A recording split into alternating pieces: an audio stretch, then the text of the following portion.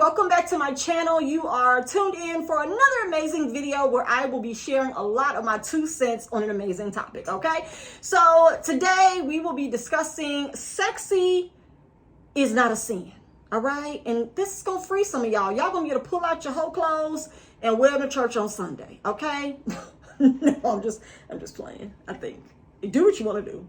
I mean, they say come as you are, but then they say, nope, you went too far. So I don't know. Maybe they're raising the bar nowadays and we just staying out and going to brunch instead. Hey, okay. Great discussion will be had here. It will be free, lighthearted, but of course I will give examples because that's why I like to come to the table. I like to bring some real life on life examples so that you understand that there are ways to look at this from a logical, balanced perspective and not so much as biblical all the time, because everybody doesn't want to argue scripture. Everybody doesn't want to debate theology. Some people just want a real talk conversation about where they are now, where they desire to be, and how they plan to get there. And so that's what I like to do, give a balanced analysis and take on how we can do all of those things realistically. So before we get into it, let's do our 3 points of housekeeping and a little disclaimer. 1, you are not alone. 2, you are not crazy. And 3, God still loves you. Keep that in mind at all times while we are having this dialogue, all right? So let's get into today's topic. Sexiness is not a sin. This topic is brought to you by your girl, Erica Campbell, in that bandage dress that she wore back in 2013, I believe, when she was fine, with the long silky hair, the long sleeve shirt, long sleeve dress with the turtleneck and the white dress that showed all of the curves that the Lord blessed her with. That one, all right? She recently had an uncensored episode, and she also did some press leading up to that for her new song, Positive. And she did an interview, a podcast, where she was talking about how that was really the peak / downfall of certain parts of her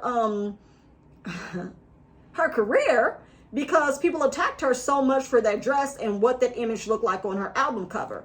And I have to tell you guys, at the time, I was actually in radio, and we discussed it on radio. We had a full-fledged dialogue about it and how unacceptable the dress was and how it was inappropriate and she should be ashamed of herself, and she's married and her husband didn't even care he let her dress like that. And this is before your girl had evolved on all things spiritual, all things unacceptable, inappropriate, and putting my mouth on other people's choices in life. And that's why now I'm here and I don't care what you do. I just don't care. Their dress should not have been a topic of conversation, but it was for people who don't really know how to comfortably say how they feel about things being beautiful, nice, lovely, sexy, appealing, or whatever. We are suppressing people's sexuality at church, and it is toxic. That's all I'm saying. I cannot imagine you consistently telling people, I can't imagine. I can't reconcile. That's better. I can't reconcile telling adults, men specifically, not to have desires when they see beautiful women, not to be attracted when they see a beautiful woman. That is a natural response to anyone who you're drawn to, or attracted to, or, just maybe interested in. It doesn't mean that your mind automatically goes to sleeping with someone. It can just mean, wow, she's beautiful. Wow, he's handsome. Oh my goodness, I would like to talk to him if he's available, right? Or shoot, some of y'all be attracted to people who ain't available. Whatever the case may be, that's a natural response. And in church, sexiness is not allowed, okay? I grew up in the Pentecostal church. Dresses down to your ankles if you can manage, or a mother of the church would corner you and tell you. I remember having on a blue jean skirt one Friday night at church, and I was 12 or 13. I thought I was the business, okay?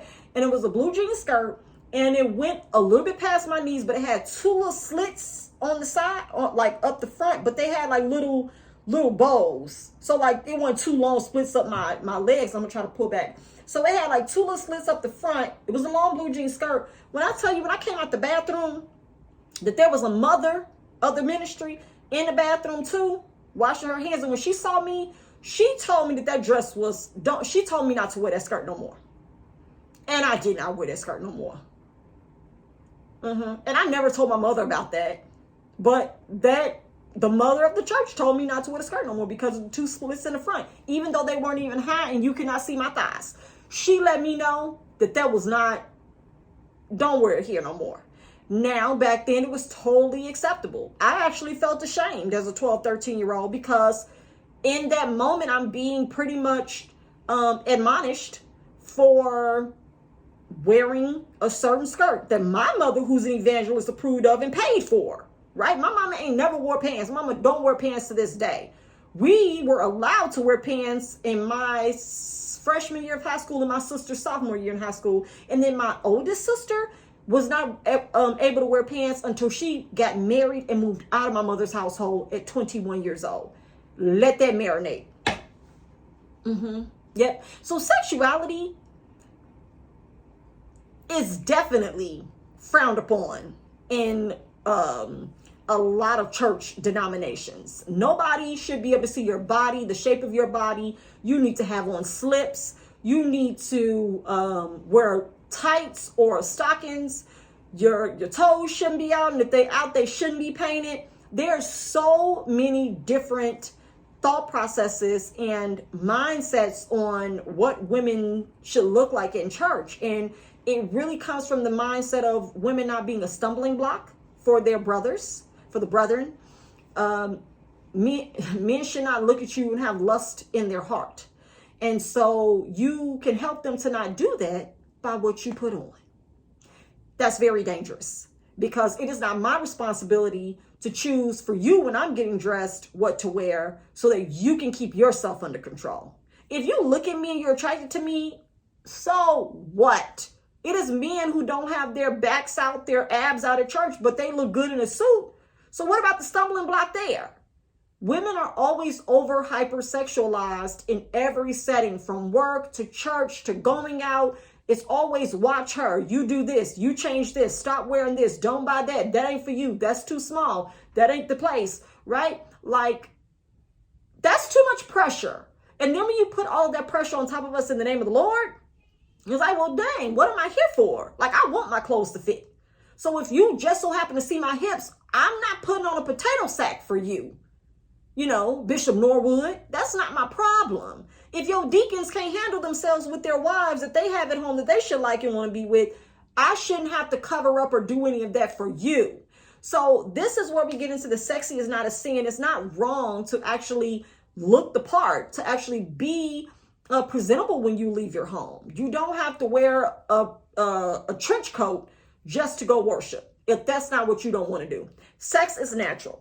So this is my point. I'm getting to my points now. Sex is natural. We have to start talking about this in a real way, in a real, true, authentic perspective, because we have children who will grow up to be men and women who need to know what they're feeling and that it's not wrong. Sex is natural, but we don't talk about sex at all in church. Okay, it's better to marry than to burn. This is all we're getting from church when we go. From childhood to young adulthood and then adulthood, we're just out here suppressing everything else after that.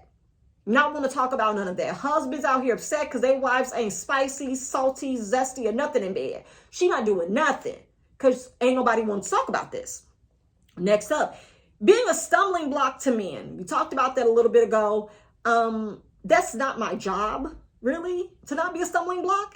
Definitely be conscious and aware of what you wear. I do agree. Every outfit is not for every environment. So there are some clothes and attire that really may not be for a church setting because of what happens in that setting. If that person has never been to church and then grow up in that environment, they may not know, and they may come in whatever they have, which is a skirt that may be very short. But it's okay. Like, so what? You're here, right? If that's the main focus, then that person can come in and see the attire. And if they want to come back, they may say, okay, let me go buy such and such this weekend and get me a nice little, pantsuit, for when I want to visit that church again. But when you start making members feel like, check that with a ruler before you come through here on Sunday morning. That used to be the case when I was in private school. Like, they would check our dresses with the ruler, our skirts, to see how far it was from the knee. Like, it could only be one index finger length, like this the knee, and this where your skirt needs to be. Right? So we need to be able to see the knee and the skirt. Right? I mean, this the knee, and this is, your skirt can't be too much shorter than that. And so it's a lot of pressure there. And so when you want to talk about men need to be addressed as well, and what the expectation is and how they should treat the women in the church. And even if women are dressed a certain way or whatever, and you feel like you can't control that, or you want to approach her, if you're single, talk to her. Church ain't no different than the club. It's humans that dwell in both. It's humans that have desires and eyes and body parts, genital area. So they're going to have responses to that in the club and in the church. There are beautiful women that go to church, and there are beautiful women that go to the club. Both are places where men go as well. One has a covered charge and one don't. I mean, you got tithes and offerings, so that's a covered church too. Okay, anyway, both of them have humans and adults who can make their own decisions. And if a woman is single and free to be addressed or approached by a man, okay, if he likes her, he can approach her. And if she does have on something that he liked that Sunday, so? Like, the stumbling block thing is, it's putting pressure on someone who doesn't have the responsibility to control another person's response. And that's where lies the problem. Sexiness is not a sin. If somebody else perceives it to be sexy, that's not my problem. I will not be shopping in the potato sack section for you. I'm not doing it. Sexy is relative. Some people may think that this is sexy. I don't, but somebody might. So everything is relative and subjective to the person that's looking at it. Next up, covering up will not keep any adult from doing what they want to do. Lord, I'm going to say it again for the people in the basement. Telling somebody to cover up, a woman, will not keep anyone from doing what they want to do. If someone is attracted and, like I said, want to approach a person, engage in relationship, engage in relations or connection or activities, whatever they may be, that is not going to stop you from doing it. It's just not. So we have to be very conscious of what we're instructing people to do and what we're asking people to take their mind off of focus-wise in order to adhere to keeping somebody else in the safe zone. Just not gonna do it. So if there's somebody at church that likes to show, cleavage, okay, maybe the leaders want to address them about that. I don't think anybody should be getting addressed about their attire at church. I just don't. But if people are out here talking to you about it, then that must be the stipulations of their ministry. And so all I can say is, to each his own. Each environment that's their place. But I know that with the Erica Campbell situation, people attacked that grown married woman like she literally was out there in a Pamela Lee Anderson outfit. Like she was Playboy ready. And she was fully clothed. And the only thing that was a problem was the fact that you could see her curves. And that was what she was born with. Right, Tamala Mann is out here squeezing herself in everything except for aluminum foil, and we're not about that. We're celebrating her being beautiful, plus size, and enjoying and loving her shape and her figure. Great, I'm here for it. What are we saying to Erica? Are we apologizing to her? Because she deserves an apology. Because she has a husband and a career and an image, and that was for an album cover, and that's what she decided to wear. She should not have been crucified the way that she was. To have a woman that had a body that looked like that after 3-4 kids, baby, gotta do it if you ask them. So that's the beauty of it. Being able to really love yourself and to enjoy who you are and the assets that you have. And if it is pleasing to your husband, or if it even is pleasing to another man that's single, so be it.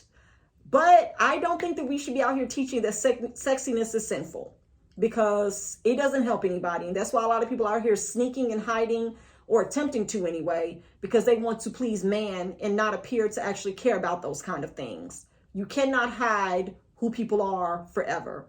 I cannot hide the other part of the house from my kids just because they were crawling. They were going to discover the rest of the house at some point. A teenage girl that goes through puberty and, develops, breasts or hips or, a bottom or whatever, she's going to become confident, or she'll feel awkward if she's not if that confidence isn't built in her to say, baby girl, you're beautiful. Oh my goodness, we got to get you some more clothes, some clothes that fit that body of yours, and, feel confident. It's not saying that you have to want to tempt people or seduce people, but it's to be comfortable in your own skin. And what we don't understand is when church plays such a big part in certain people's lives, they start wanting approval from that main sector of their life.